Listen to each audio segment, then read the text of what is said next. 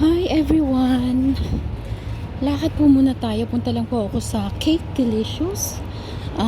Bali, nag-invite po si Tita Rose sa kanyang 50th golden birthday.